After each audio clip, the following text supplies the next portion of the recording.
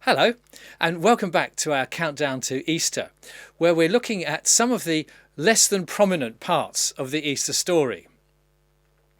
So, this is Easter Saturday, and the Gospels tell us nothing about what happened on this day. Well, nearly nothing. Luke makes just one reference to it, and it's quite revealing. So, let me start with a bit of backstory for you. Joseph of Arimathea has asked Pilate for the body of Jesus. Now, in normal circumstances, the bodies of crucifixion victims would be unceremoniously dumped on the local garbage tip. But Joseph clearly wanted to give Jesus a decent burial, and at some personal cost to himself. Now, Joseph was no run-of-the-mill disciple. He was a member of the Jewish ruling council, and in that way he exemplifies the complexity of the situation at the time. Not all of the Jews were baying for Jesus' blood. Many of them followed him wholeheartedly. But perhaps Joseph did so in secret. Now, Joseph is described as a man waiting for the kingdom of God. And that's shorthand for someone looking towards the arrival of the Messiah, a man who was anticipating God's decisive intervention to bring salvation to us. So, it seems that Joseph realised who Jesus was and placed the body in his own pre-prepared grave before the Sabbath began.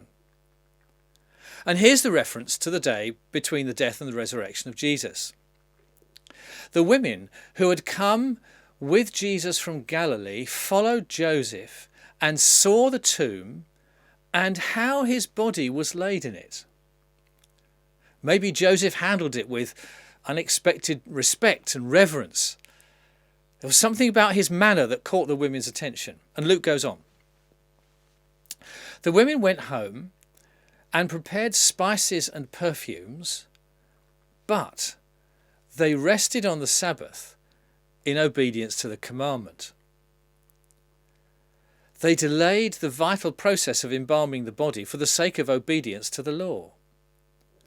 So the only thing we know about the day before the resurrection is that Jesus' followers took time out to rest and to be refreshed and to recuperate. Now, let's just press the pause button there and try to imagine what it was like to be in their shoes or their sandals or whatever. We know the end of the story, but of course they didn't. We know their mystification will turn to amazement, but they didn't. We know this was an intermediate state. They had no idea. They thought this was going to be for the rest of their lives. And maybe that's a bit like us in this lockdown. We have no idea how long it's going to go on for, or what life will be like in the future. And I'm impressed that even in that tense and very sad time, these women disciples took time out to reconnect with God, to recuperate, to face their sadness, and to head into the future. And maybe that's a good model for us. God bless you.